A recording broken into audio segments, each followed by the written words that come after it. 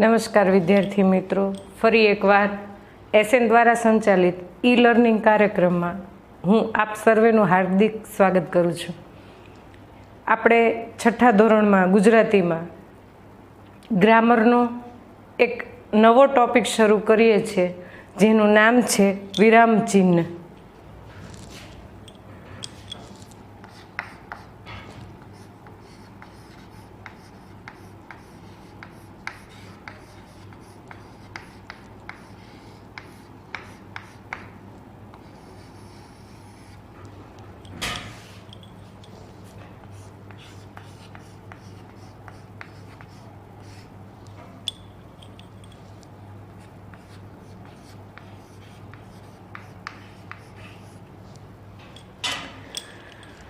હવે આપણને એક પ્રશ્ન ઉદ્ભવે કે વિરામ ચિહ્ન જે છે એનો ઉપયોગ શા માટે અને કઈ જગ્યાએ વાપરવામાં આવે છે. તો તમે જોયું હશે કે પાઠ્યપુસ્તકમાં તમે કોઈ સેન્ટેન્સ વાંચતા હોય કે કોઈ વાર્તા વાંચતા હોય, કોઈ વાક્ય વાંચતા હોય કે ગમે તે પુસ્તક વાંચતા હોય, તો એમાં અમુક જગ્યાએ તમે અમુક ચિહ્નો જોયા હશે.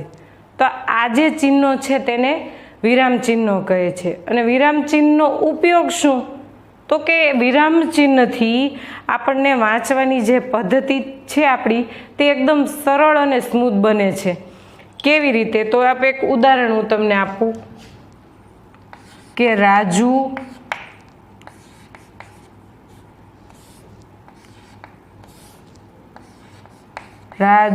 મહેક, રમેશ,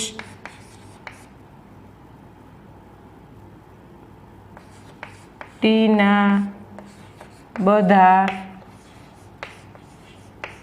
મેળામાં ગયા.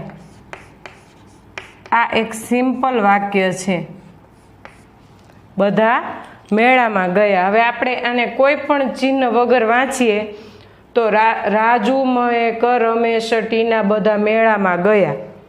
આ જ વાક્ય જો વિરામ ચિહ્ન સાથે આવે, રાજુ, મહેક, રમેશ, ટીના બધા મેળામાં ગયા, તો અહીંયા જો દરેક નામ પાસે એક વિરામ ચિહ્ન મૂકેલું છે અને છેલ્લે જે છે ત્યાં પૂર્ણ વિરામ મૂકેલું છે. તો આ જે શબ્દ, જે નામ છે એ છૂટા પડ્યા એટલે આપણે વાક્ય બોલીએ તો રાજુ, મહેક, રમેશ, ટીના બધા મેળામાં ગયા. તો આપણે ક્યાં કેટલી વાર માટે અટકવાનું છે અને એ અટકીએ તો ત્યાં કયું જે વિરામ ચિહ્ન છે મૂકવાનું છે, જેના દ્વારા આપણી ભાષા છે એ એકદમ સીધી અને સરળ બને, આપણને વાંચવી ગમે અને સહેલી લાગે. તો આ ભાષા, આ વિરામ ચિહ્નો જે છે એ ભાષાનું ઘરેણું કહેવાય કે તેના દ્વારા જે ભાષા છે એ એકદમ સરસ ચમકી અને ઉજળી બને છે. તો આ કઈ જગ્યાએ કેવી રીતે અટકતા બોલવું, વાક્ય પૂર્ણ થાય તો ત્યાં પૂર્ણ વિરામ મૂકવું, જેના દ્વારા આ વાક્ય એકદમ સરળ અને સુંદર લાગે છે. તો આ છે વિરામ ચિહ્નનો ઉપયોગ. બીજો ઉપયોગ તમને કહું કે વિરામ ચિહ્ન જે છે તેના દ્વારા આપણને અર્થ સ્પષ્ટ થાય છે કે એક વિરામ ચિહ્ન ફરવાથી આખા વાક્યનો અર્થ જે છે એ અનર્થમાં ફેરવાઈ જાય છે. એનું આપણે એક ઉદાહરણ લઈએ તો અમને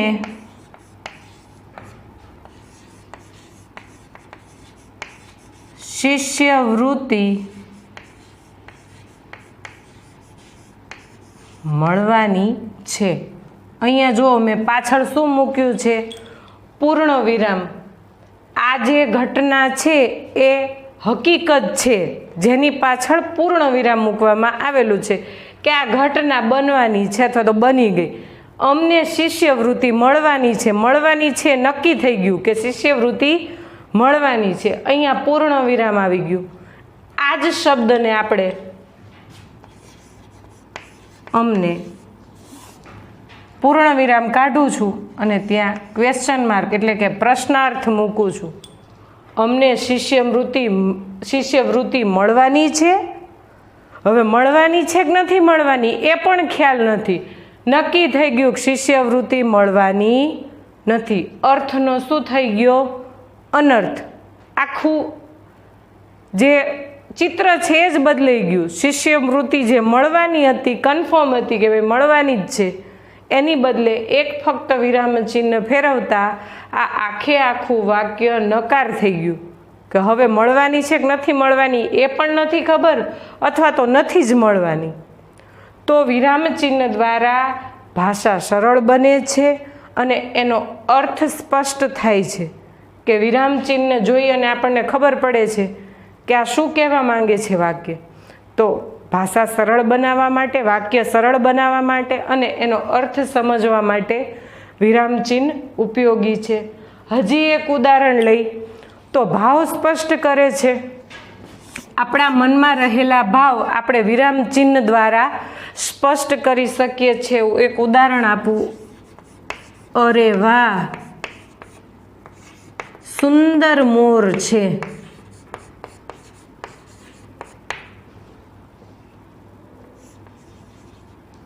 અહીંયા ઉદ્ગાર મૂક્યો. વાક્ય શું કહેવા માંગે છે કે સુંદર મોર જોઈ અને મનને આનંદ થયો, એટલે આ વાક્ય છે એ આનંદનો અનુભવ કરાવે છે.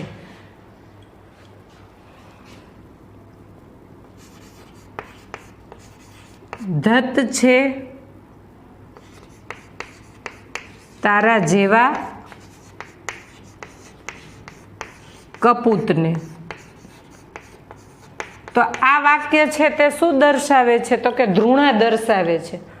ધૃણા જે એક દીકરા પ્રત્યે કે ધત છે તારા જેવા કપૂતને છે ઉદ્ગાર જ, પણ શું દર્શાવે છે તો કે મનમાં રહેલો ધૃણાનો ભાવ, નફરતનો ભાવ દર્શાવે છે.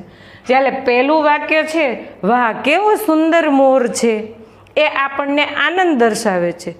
તો વાક્યને સરળ વાંચવા માટે, બીજું તેના અર્થનું સ્પષ્ટીકરણ કરવા માટે કે તેનો અર્થ સ્પષ્ટ થાય કે વાક્ય શું કહેવા માંગે છે, હા કે ના. ત્રીજું છે મનમાં રહેલા ભાવોને સ્પષ્ટ કરવા માટે વિરામચિહ્નનો ઉપયોગ થાય છે. આ વિરામચિહ્નના પણ ઘણા બધા પ્રકાર છે. થોડા ઘણા પ્રકાર તમે 5મા ધોરણમાં ભણી ગયા હશો, પણ આપણે અહીંયા પહેલેથી જ બધા પ્રકાર જોતા જઈએ છીએ.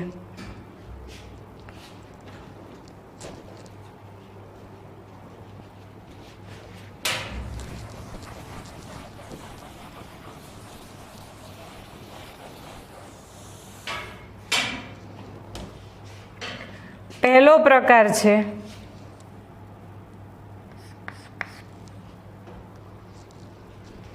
પૂર્ણ વિરામ.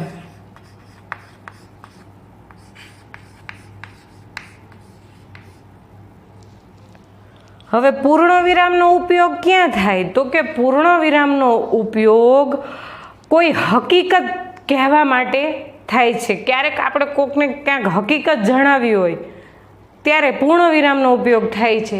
જોઈ ઉદાહરણ. પહેલા વ્યાખ્યા લખીએ. કોઈ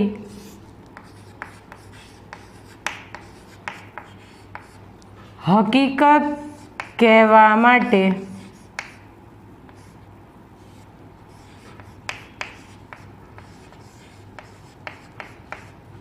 પૂર્ણ વિરામ નો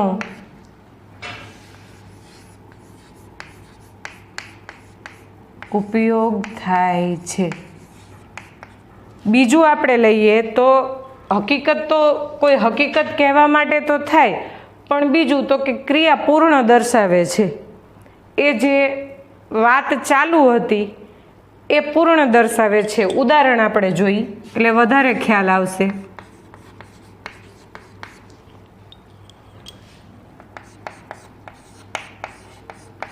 કમલેશ બહાર ગયો.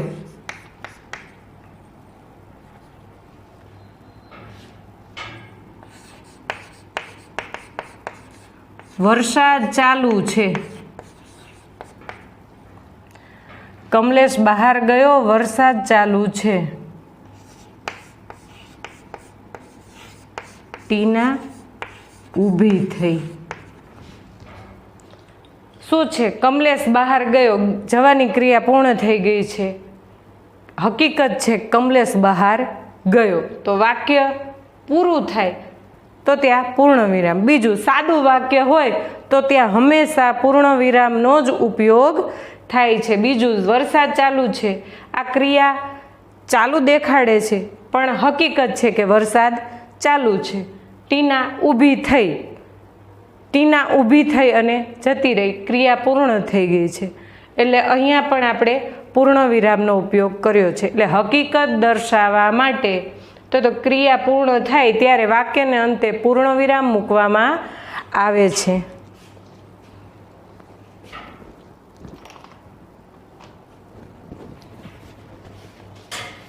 બીજો પ્રકાર,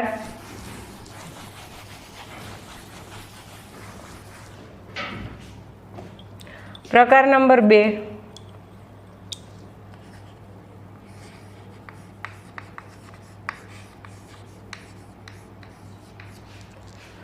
અલ્પ વિરામ. વ્યાખ્યા જોઈએ. બે કે તેથી વધુ શબ્દને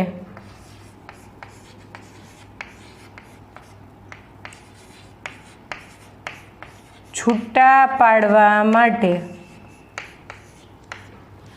બે કે તેથી વધુ શબ્દને છૂટા પાડવા માટે કે સંબોધન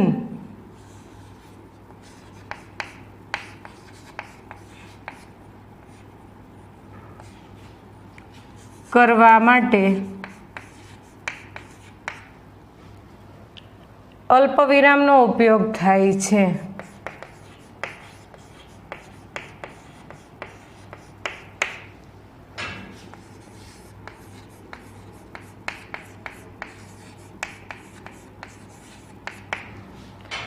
બે કે તેથી વધારે શબ્દને છૂટા પાડવા માટે અને સંબોધન કરવા માટે. ઉદાહરણ જોઈએ આપણે.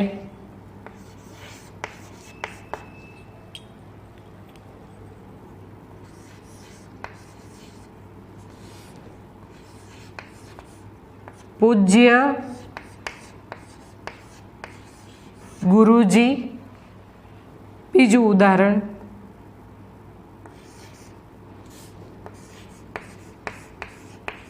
પરીક્ષામાં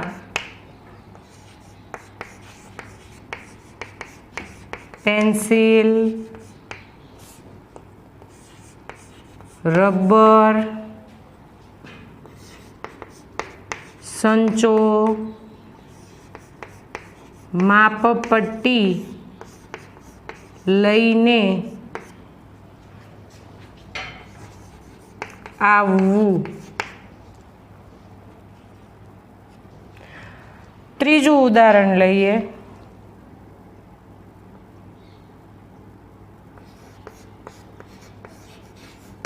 હેતવી, રીના, મીના બાગમાં ગયા.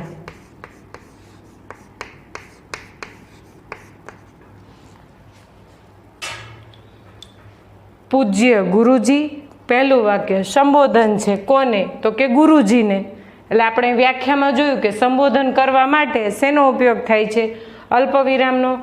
પરીક્ષામાં પેન્સિલ, રબર, સંચો, માપપટ્ટી લઈને આવવું.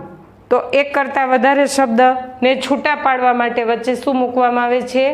અલ્પવિરામ. એક કરતાં વધારે નામને, હેતવી, રીના, મીના બાગમાં ગયા, તો એક કરતાં વધારે નામને પણ છૂટા પાડવા માટે અલ્પવિરામનો ઉપયોગ થાય છે. નવો પ્રકાર જોઈએ.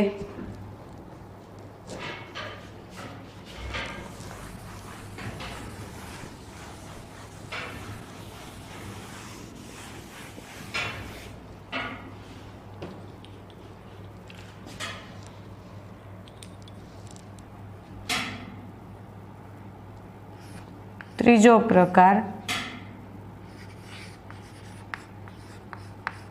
ઉદ્ગાર ચિહ્ન. ઉદ્ગાર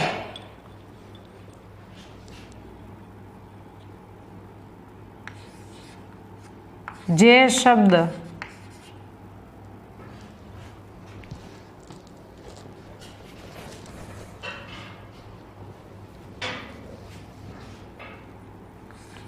વાક્યમાં ધૃણા, હર્ષ, આશ્ચર્ય,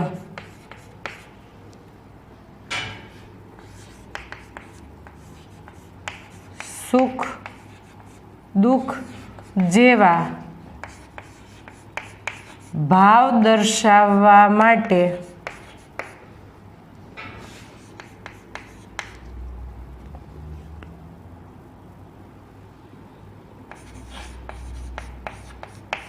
ઉદ્ગાર ચિહ્નનો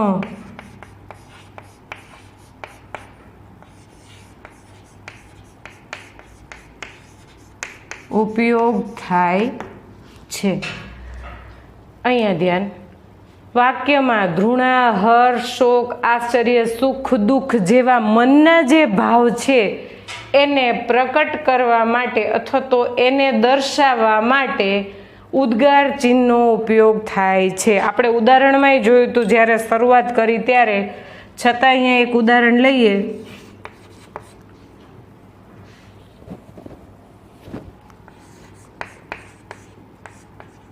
વાહ, કેવું સુંદર ફૂલ છે.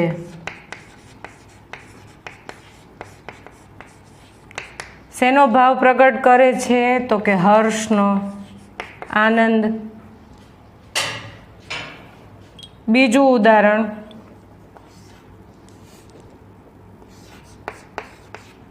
વાહ, કેવો ચોકો માર્યો.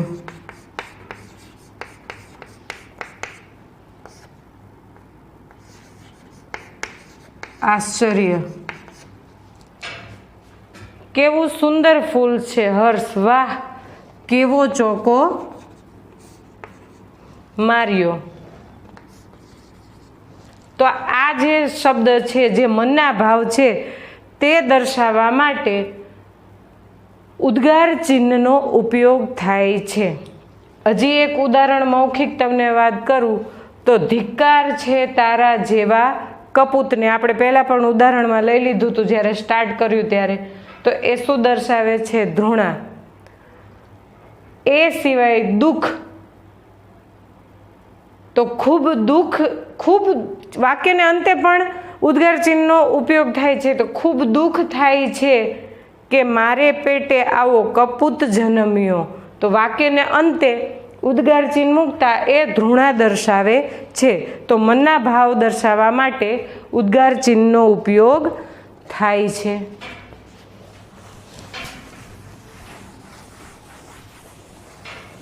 ત્યાર પછીનું પ્રશ્નાર્થ.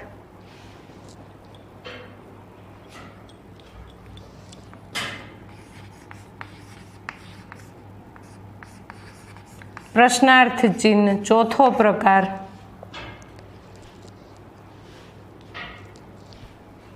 વ્યાખ્યા જોઈએ. જાણકારી મેળવવા માટે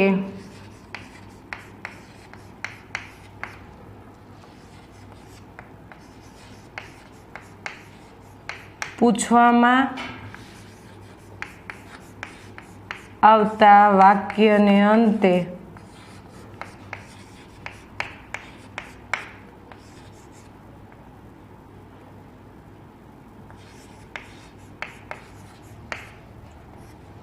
પ્રશ્નાર્થ ચિહ્ન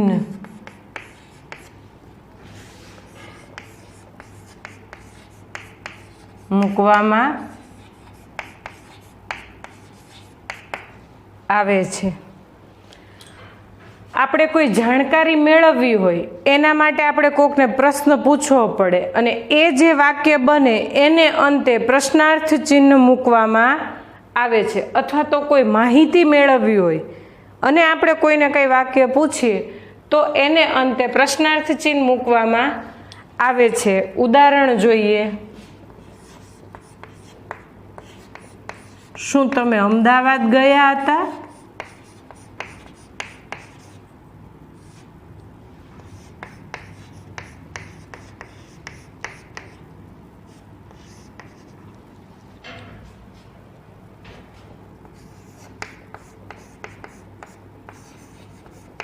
કાલે અમે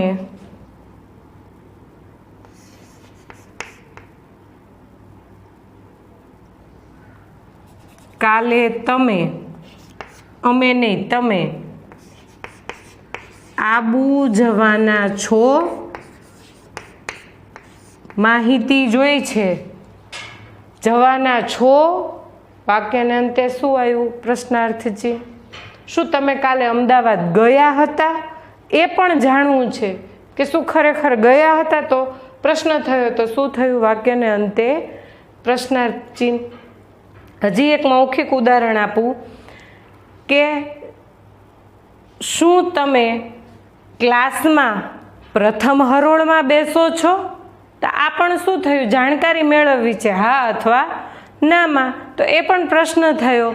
તો વાક્યને જાણકારી મેળવવા માટે પૂછવામાં આવતા વાક્યને અંતે અથવા તો કોઈ હકીકત જાણવી હોય ત્યારે વાક્યને અંતે કયા ચિહ્નનો ઉપયોગ થાય છે? પ્રશ્નાર્થ ચિહ્નનો ઉપયોગ થાય છે. નવો પ્રકાર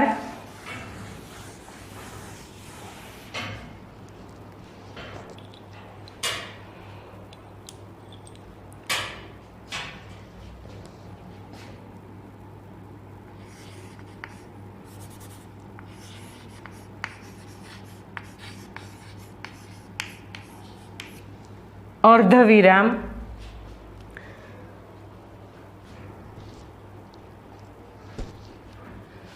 અર્ધવિરામનો ઉપયોગ કઈ જગ્યાએ થાય છે?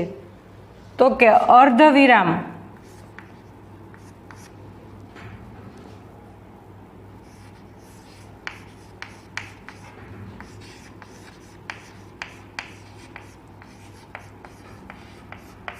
પૂર્ણ વિરામ કરતા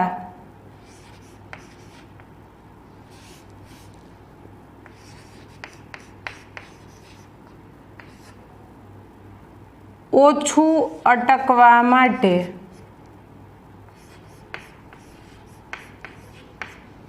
પૂર્ણ વિરામ કરતા ઓછું અટકવા માટે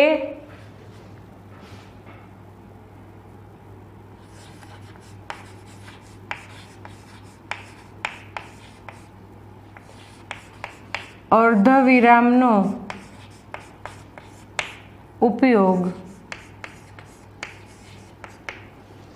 થાય છે.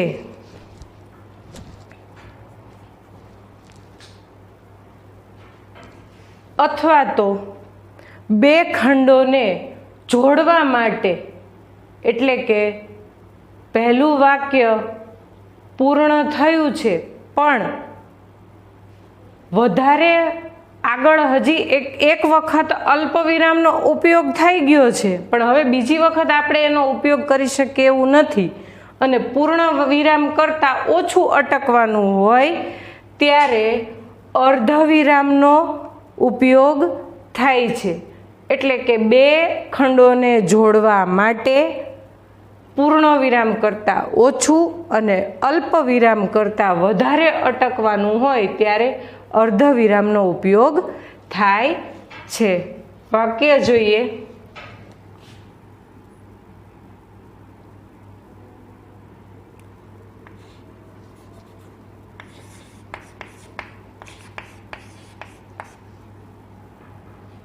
શું તમે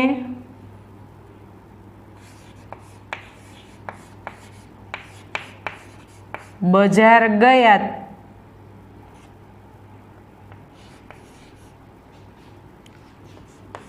ત્યારે ત્યાં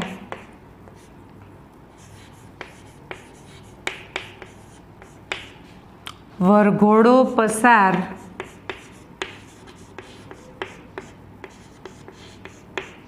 થતો હતો? શું અલ્પવિરામ તમે બજાર ગયા ત્યારે વરઘોડો પસાર થતો હતો? વધારે અટકવાનું જ્યારે થાય એટલે કે અર્ધવિરામ અલ્પવિરામ કરતાં વધારે અટકવાનું થાય અને બે ખંડોને પાછા જોડવાની જવાબદારી છે ત્યારે આ અર્ધવિરામનો ઉપયોગ થાય છે. બીજું ઉદાહરણ જોઈએ.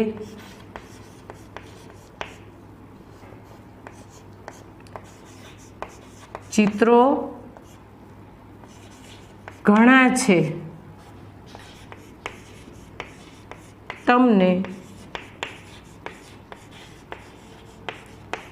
કયું ચિત્ર આપું?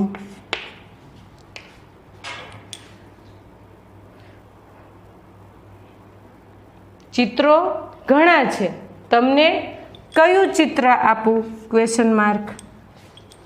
વાક્ય લંબાવવાનું છે, બે વાક્ય છે તેને જોડવાના છે અને એક વખત આગળ અલ્પવિરામનો ઉપયોગ થઈ ગયો છે અને છતાં હજી લાંબો સમય માટે અટકવાનું છે, એટલે પૂર્ણ વિરામ જેટલું નહીં, એના કરતાં થોડું ઓછું, ત્યારે અર્ધ વિરામનો ઉપયોગ થાય છે. નવો પ્રકાર જોઈએ.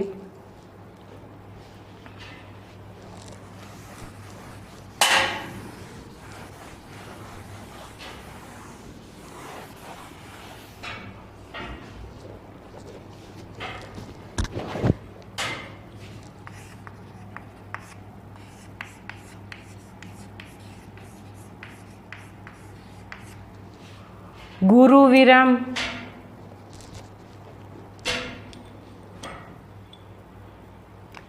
ગુરુ વિરામ વાક્યને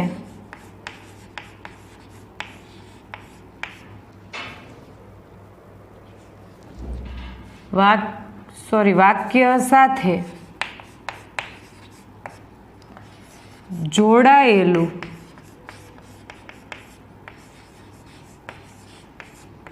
બીજું વાક્ય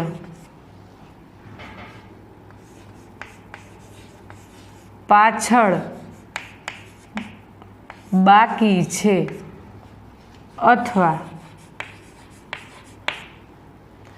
વાક્ય સાથે જોડાયેલું બીજું વાક્ય પાછળ નહીં પણ હજી બાકી છે અથવા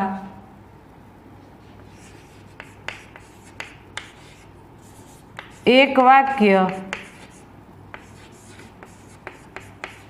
પૂર્ણ થવાની સંભાવના છે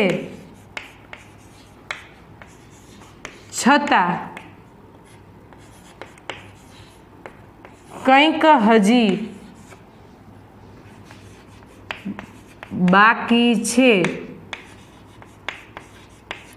આવું દર્શાવવા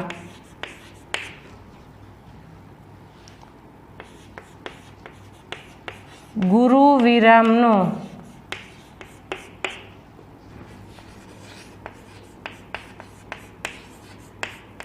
ઉપયોગ થાય છે.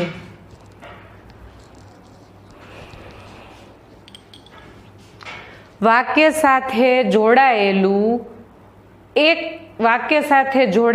બીજું વાક્ય હજી બાકી છે.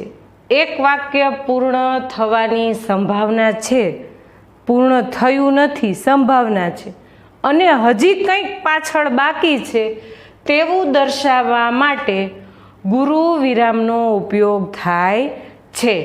એક વાક્ય પૂર્ણ થયું છે, ન પણ થયું હોય છતાં હજી કંઈક બાકી છે, પાછળ કંઈક આવે છે નવું, એવું દર્શાવવા માટે ગુરુ વિરામનો ઉપયોગ થાય છે.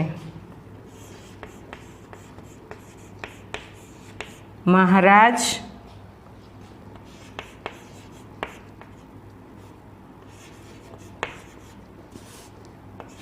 તમે અહીં આને ફાંસીની સજા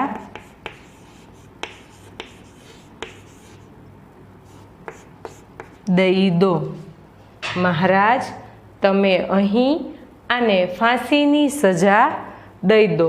એટલે કે ક્યારેક નાટકની અંદર સંબોધન આવે છે જ્યારે, ત્યારે આવા વાક્યનો અથવા તો આવા વિરામ ચિહ્નનો ઉપયોગ થાય છે. હજી એક ઉદાહરણ લઈ. ગાંધીજી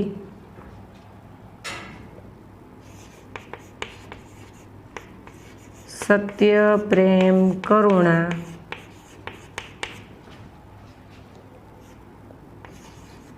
એ મારા જીવન મંત્ર છે. ગાંધીજી કહે છે સત્ય, પ્રેમ, કરુણા એ મારો જીવન મંત્ર છે.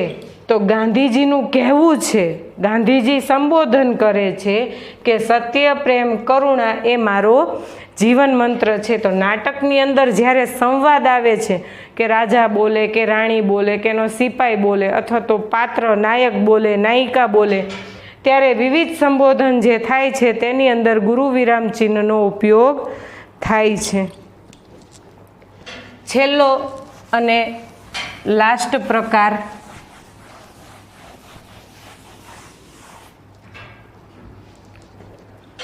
અવતરણ ચિહ્ન.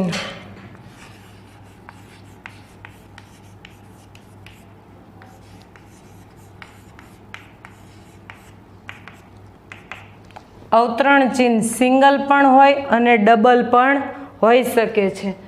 જ્યારે લખાણ એટલે કે કહેલી હકીકત લાંબી હોય ત્યારે ડબલ અવતરણ ચિહ્નનો ઉપયોગ થાય છે અને હકીકત ટૂંકી હોય ત્યારે સિંગલ ચિહ્નનો ઉપયોગ થાય છે. વ્યાખ્યા જોઈએ તો કોઈ વ્યક્તિએ કહેલા શબ્દ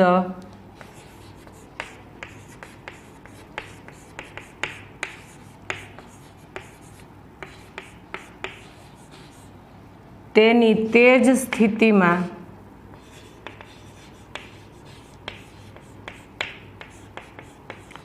લખવા માટે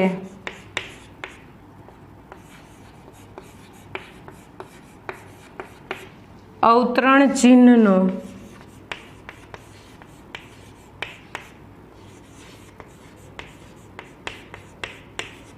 ઉપયોગ થાય છે. બીજું હજી કહું તો કોઈ કહેવત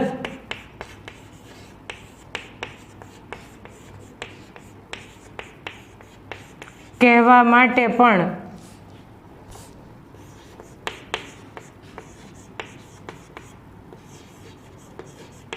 અવતરણ ચિહ્ન વપરાય છે.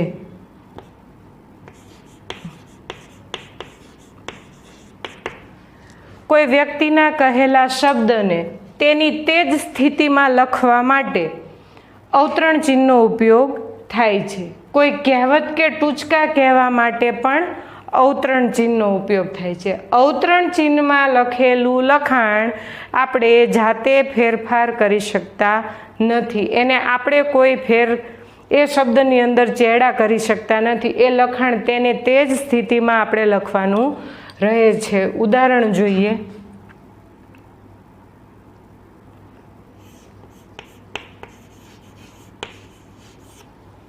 ગાંધીજી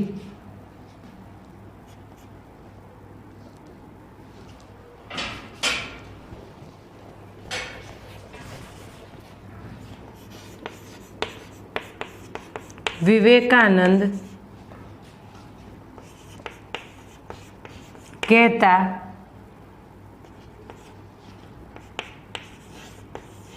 ઉઠો, જાગો અને ધ્યેય પ્રાપ્તિ સુધી મંડ્યા રહો. વિવેકાનંદજી કહેતા કે ઉઠો, જાગો અને ધ્યેય પ્રાપ્તિ સુધી મંડ્યા રહો. તો આ ઉઠો, જાગો અને ધ્યેય પ્રાપ્તિ સુધી મંડ્યા રહો એ આપણે ક્યાં લખ્યું છે? અવતરણ ચિહ્નમાં. આ લખાણમાં આપણે કોઈ ફેરફાર કરી શકતા નથી. આને જેમની તેમ જ લખવાની રહે છે. બીજું વાક્ય લઈ. ગાંધીજી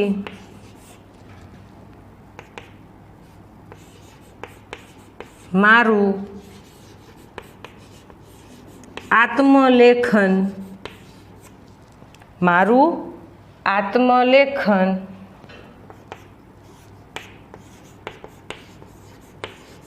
સત્યના પ્રયોગમાં છે.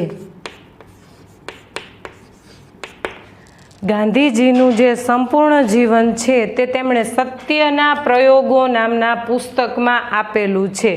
તો સત્યના પ્રયોગ જે છે એ શબ્દ ટૂંકો છે એટલે આપણે સિંગલ અવતરણ ચિહ્નનો ઉપયોગ કર્યો છે. ઉપર વાક્ય થોડું લાંબુ છે એટલે આપણે ડબલ અવતરણ ચિહ્નનો ઉપયોગ કર્યો છે. તો ગાંધીજી મારું આત્મલેખન એ સત્યના પ્રયોગોમાં છે. તો આ સત્યનો પ્રયોગ એમાં આપણે કોઈ ચેડા કરી શકતા નથી, કારણ કે એ નિશ્ચિત વ્યક્તિએ દીધેલું આ વાક્ય છે જે અવતરણ ચિહ્નની અંદર હોય તો તેમાં આપણે ફેરફાર કરી શકતા નથી. આ સિવાય જો વાત કરવામાં આવે તો બે લખાણને અલગ તારવવા એટલે કે પહેલા વાક્યને બીજા વાક્યથી અલગ તારવવા માટે પણ અવતરણ ચિહ્નનો ઉપયોગ થાય છે. એક વાક્ય છે એ બીજા વાક્યથી શું થાય છે, થોડું જુદું પડે છે. એ જુદું પાડવા માટે પણ અવતરણ ચિહ્નનો ઉપયોગ થાય છે. તો અહીંયા આપણે અવતરણ ચિહ્ન, તેની વ્યાખ્યા અને તેના પ્રકાર. પહેલો પ્રકાર પૂર્ણવિરામ, બીજો અલ્પવિરામ, ત્રીજો પ્રશ્નાર્થ ચિહ્ન, ચોથો ઉદ્ગાર, પાંચમો અર્ધવિરામ, છઠ્ઠો ગુરુવિરામ અને સાતમો અને છેલ્લો જે પ્રકાર છે તે અવતરણ ચિહ્ન આપણે આજે ભણ્યા. તો આના પછી એટલે કે નેક્સ્ટ પીરિયડમાં નવા એક ટોપિક સાથે મળીશું. ત્યાં સુધી જય ભારત.